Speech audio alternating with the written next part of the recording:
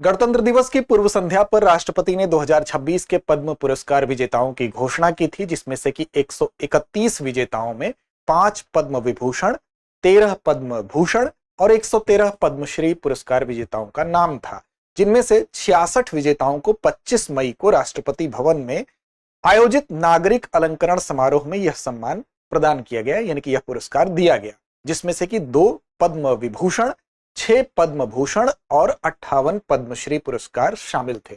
अब आप सोच रहे होंगे कि 66 लोगों को ही ये पुरस्कार क्यों दिया गया, तो दरअसल बाकी जो बचे लोग हैं उनको जो दूसरा नागरिक अलंकरण समारोह आयोजित किया जाएगा, संभवतः जून जुलाई में आयोजित होगा, उसमें बाकी शेष लोगों को यह पुरस्कार दिया जाएगा।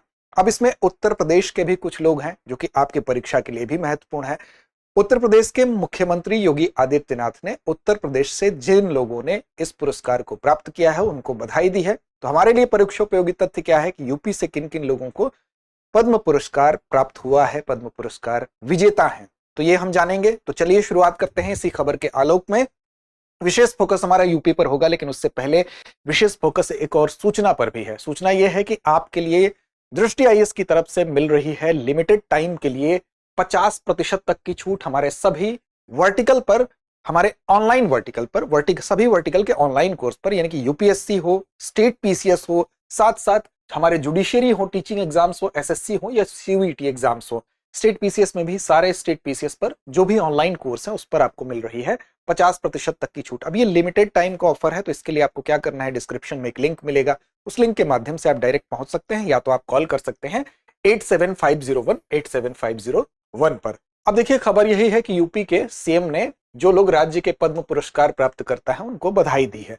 अब इसमें हम जानेंगे कि कौन कौन यूपी से है, लेकिन उससे पहले एक परिचय जरूरी है कि पद्म पुरस्कार होते क्या है। तो दरअसल अगर पद्म पुरस्कारों की बात की जाए, थोड़ा सा इसकी हिस्ट्री पे चलते हैं, तो देखिए स्थापना इसकी कब हुई थी, तो 1954 में, 1954 में इसकी स्थापना हुई थी और इस समय 2 पुरस्कार स्टैब्लिश किए गए थे। पहला पुरस्कार था आपका जो कि भारत रत्न पुरस्कार था, जिसको आप जानते हैं कि अगर भारत में देखें तो नागरिकों को दिया जाने वाला सर्वोच्च सम्मान है, और दूसरा था पद्म सम्मान। अब ये बेसिकली अगर हम बात करें तो स्टैब्लिश 1954 में ही दोनों हुए, लेकिन 1955 में जब आप आएंगे तो प्रतिष्ठा के घटते क्रम में पद्म पुरस्कारों को 3 श्रेणियों में आप देखेंगे वो क्या किया गया, विभाजित किया गया, जिसमें कि पहली श्रेणी थी वो थी पद्म विभूषण की, दूसरी श्रेणी थी आपकी पद्म भूषण की और तीसरी थी पद्मश्री की। अब ये तीनों क्रमशः किन किन लोगों को दिया जाता है, तो अगर पद्म विभूषण की बात करें तो असाधारण और विशिष्ट सेवा के लिए दिया जाता है। भारत रत्न के बाद सर्वोच्च नागरिक सम्मान भी माना जाता है पद्म विभूषण को। वहीं पर उच्च कोटि की विशिष्ट सेवा के लिए दिया जाता है पद्म भूषण, यानी कि दूसरा वाला जो है। और वहीं पर किसी भी श्रेणी में अगर विशिष्ट सेवा आप करते हैं तो आपको पद्मश्री दिया जा सकता है। अब इसमें एक बात आती है कि किन लोगों को दिया जाता है, उनका क्षेत्र क्या होता है। तो जो कला, समाज कार्य, सार्वजनिक मामले हो गए, विज्ञान हो गया, इंजीनियरिंग हो गई, सिविल सेवा हो गया, या इन सभी सहित विविध क्षेत्रों में, विविध विषयों में अगर कोई भी व्यक्ति इस तरह के कार्य करता है, यानी कि असाधारण और विशिष्ट सेवा करता है, तो उसको पद्म विभूषण दिया जाएगा। उच्च कोटि की विशिष्ट सेवा अगर करता है तो पद्म भूषण दिया जाएगा। किसी भी श्रेणी में विशिष्ट सेवा अगर करता है तो पद्मश्री दिया जाएगा। अब यहां पर सवाल उठता है कि किन लोगों को दिया जा सकता है, सिर्फ भारतीय नागरिकों को या और लोग भी इसको पा सकते हैं।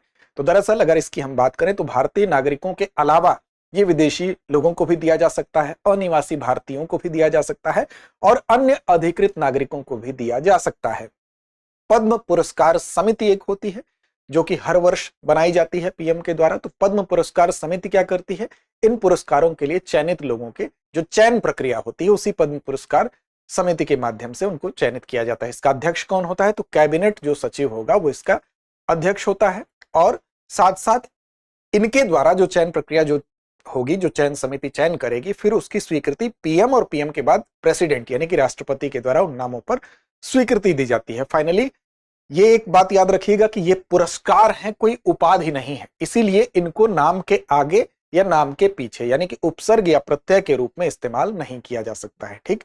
और प्रतिवर्ष अधिकतम कितने लोगों को पुरस्कार दिया जा सकता है, तो याद रखिएगा अधिकतम 120 लोगों को ही पुरस्कार दिया जा सकता है। अब आप सोच रहे होंगे कि आपने तो शुरू में बताया कि इस बार 130 विजेताओं के नाम हैं, 131 विजेताओं के नाम हैं, तो ऐसी दशा में ये कैसे हो गया, तो देखिए इसमें 120 की जो सीमा निर्धारित की गई है, पुरस्कार की जो सीमा है वो इसमें मरणोपरांत लोगों को छोड़कर अगर इसमें मरणोपरांत लोगों को ऐड कर देंगे तो वो संख्या ऊपर जा सकती है, यानी कि जीवित लोगों की अगर बात करें तो उसमें 120 लोगों की एक अपर लिमिट है, इससे ज्यादा लोगों को नहीं दिया जाता है मरणोपरांत लोगों की संख्या को छोड़कर, ये आपको याद रखना है। अब देखिए 2 बार ऐसा हुआ कि इस पुरस्कार को सस्पेंड किया गया। एक 1978 यानी कि 1978-79 की बात हम कर लें, इस समय क्या किया गया था, इसको सस्पेंड किया गया था।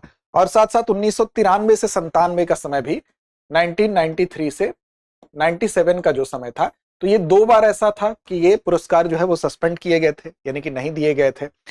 अब सवाल उठता है, इसकी आप भूमिका तो जान गए, पृष्ठभूमि जान गए कि ये सार्वजनिक सेवा, कला, विज्ञान, चिकित्सा, खेल आदि सभी क्षेत्रों में विशिष्ट योगदान के लिए दिया जाने वाला भारत रत्न के बाद प्रमुख नागरिक सम्मान है। ठीक, अब इसमें जो 131 लोगों की घोषणा हुई थी गणतंत्र दिवस की पूर्व संध्या में, उसमें 66 लोगों को प्रदान किया गया है। दूसरे फेज में शेष लोगों को दिया जाएगा। अब बात करेंगे हम कि उत्तर प्रदेश के प्रमुख विजेता लोग कौन कौन हैं जिनको कि सीएम के द्वारा बधाई दी गई। तो सबसे पहले आपको जो दिखाई दे रही हैं वो कौन है, वायलिन वादक हैं, एन राजम इनका नाम है। और ये वायलिन, जैसा कि वायलिन बजाती हैं आप जानते हैं, तो इनको क्या मिला है, तो इनको पद्म विभूषण मिला है और इनको बधाई दी गई है। इसके अलावा एक पद्म विभूषण, इसके अलावा 6 अन्य नाम आपको दिखाई दे रहे हैं, जिसमें पहला नाम आपको दिखाई दे रहा है, ये बाकी लोग पद्मश्री के हैं। डॉक्टर केवल कृष्ण थकराल जो कि चिकित्सा आयुर्वेद से जुड़े हैं, इनकी अगर बात करें तो ये बेसिकली जो ब्रोंकियल अस्थमा होता है, तो ब्रोंकियल अस्थमा में इन्होंने जो पारंपरिक चिकित्सा पद्धति है, विशेष रूप से जो कर्णवेधन होता है यानी कि कान छेदना होता है, उसके आधार पर इन्होंने ब्रोंकियल अस्थमा का इलाज किया। यानी कि अगर हम कहें तो प्राचीन जो चिकित्सा हमारी पद्धति है, उसको, प्राचीन चिकित्सा पद्धति को इन्होंने क्या किया, उसको पहचान दिलाने का काम किया, इसलिए इनको इस क्षेत्र में पद्मश्री दिया गया है। दूसरे हैं प्रोफेसर श्याम सुंदर, इन्होंने कालाजार शोध किया है, यानी कि कालाजार जो रोग होता है उस पर इन्होंने शोध किया है और साथ साथ इसकी एक ओरल दवा विकसित की है। ठीक है, ओरल दवा इन्होंने विकसित की है, इसलिए यह भी इंपॉर्टेंट रोल इनका रहा है। और साथ साथ इन्होंने रैपिड डायग्नोस्टिक भी किया है, किसका, तो कालाजार का, इसमें शोध करने के बाद। डॉक्टर अशोक कुमार सिंह की बात करें तो कृषि वैज्ञानिक ये हैं और इन्होंने क्या काम किया, तो जाहिर सी बात है कि कृषि वैज्ञानिक है तो कृषि के क्षेत्र में इन्होंने कुछ नए बीज डेवलप किए। ठीक, नए बीज के अलावा अगर आप देखें तो इन्होंने और क्या किया, तो कृषि की नई तकनीकी विकसित की। ठीक, जिससे क्या हुआ, नई तकनीकी के साथ साथ इसमें प्रोडक्शन जो हुआ है कृषि का वो बढ़ा है। तो इसकी वजह से अशोक कुमार सिंह को कृषि विज्ञान से जुड़े हैं, इनको पद्मश्री दिया गया। प्रोफेसर डॉक्टर राजेंद्र प्रसाद चिकित्सा से जुड़े हैं, इनको भी सम्मानित किया गया है पद्मश्री से। प्रोफेसर बुद्ध रश्मि मणि भारतीय पुरातत्व एवं सांस्कृतिक विरासत से जुड़ी हैं, इनको भी प्रदान किया गया पद्मश्री। और प्रवीण कुमार जो कि पैरालंपिक एथलीट है, हाई जंप से इनका रिलेशन है। और याद रखिएगा कि पैरालंपिक जो है उसमें गोल्ड भी इन्होंने जीता है, तो पैरालंपिक में गोल्ड जीतने वाले प्रवीण कुमार जो कि किससे संबंधित हैं, तो हाई जंप से संबंधित है, इनको भी पद्मश्री पुरस्कार से सम्मानित किया गया है। तो यूपी के ये वो चेहरे हैं, ये वो नाम हैं जिन्होंने यूपी का मान बढ़ाया है दूसरे सर्वोच्च नागरिक सम्मान यानी कि पद्म विभूषण के अलावा पद्म भूषण और पद्मश्री पाकर। तो पद्म भूषण में नहीं, फिलहाल पद्मश्री में ये नाम थे और एक नाम था आपका पद्म विभूषण में जो कि वायलिन वादक एन राजम का नाम है। तो ये आपके परीक्षा के लिए महत्वपूर्ण नाम है, इन सबको आप याद रखेंगे। आगे बढ़ेंगे, चलेंगे अभ्यास प्रश्न की तरफ, लेकिन उससे पहले आपके लिए एक महत्वपूर्ण सूचना यह है कि दृष्टि आईएएस की एक महत्वपूर्ण पहल जिसके बारे में आप सभी जानते होंगे, हमारी अस्मिता योजना। इस अस्मिता योजना 2026 के अंतर्गत अगर आप दृष्टि आईएएस जीएस फाउंडेशन कोर्स के ऑफलाइन, ऑनलाइन या पेन ड्राइव कोर्स से किसी भी रूप में जुड़े रहे हैं और आप यूपीएससी की प्रीलिम्स परीक्षा को पास करते हैं, तो आपको दृष्टि आईएएस आगे की जो तैयारी है मेंस की, वो यूपीएससी प्रीलिम्स क्वालिफाइड अभ्यर्थियों के लिए नोएडा में हॉस्टल की सुविधा मिलती है, ग्रुप मेंटरिंग मिलेगी, 1-to-1 मॉक टेस्ट देने को मिलेगा, लाइब्रेरी और peer learning, mentorship support, regular answer practice, ये सब कुछ बिल्कुल निःशुल्क होगा। यानी कि ऐसे अभ्यर्थी जो कि हमारे आईएएस फाउंडेशन कोर्स से ऑफलाइन, ऑनलाइन, पेन ड्राइव किसी भी रूप में जुड़े हैं, उनको हम निःशुल्क आगे के लिए सुविधा देते हैं ताकि आपकी तैयारी बेहतर हो सके, आप अंतिम रूप से चयनित हो सके। तो हमारे इस प्रोग्राम से जुड़ने के लिए भी आप इसके अलावा भी कोई जानकारी चाहते हैं तो 8750187501 पर कॉल करिए। साथ साथ आपको बता दें कि इसमें हिंदी और अंग्रेजी दोनों माध्यम के स्टूडेंट के लिए है, तो ये आप कॉन्सेप्ट क्लियर रखिएगा।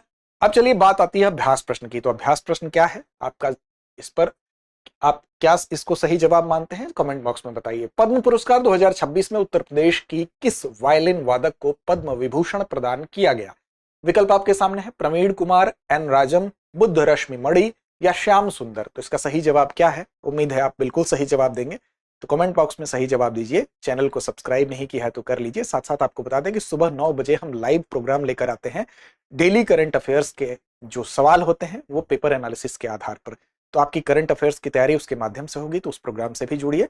लड़ते रहिए, अपने लक्ष्य की ओर बढ़ते रहिए। अब एग्जाम की तैयारी को और बेहतर करने के लिए हमारे चैनल को लाइक, शेयर और सब्सक्राइब करना ना भूलें।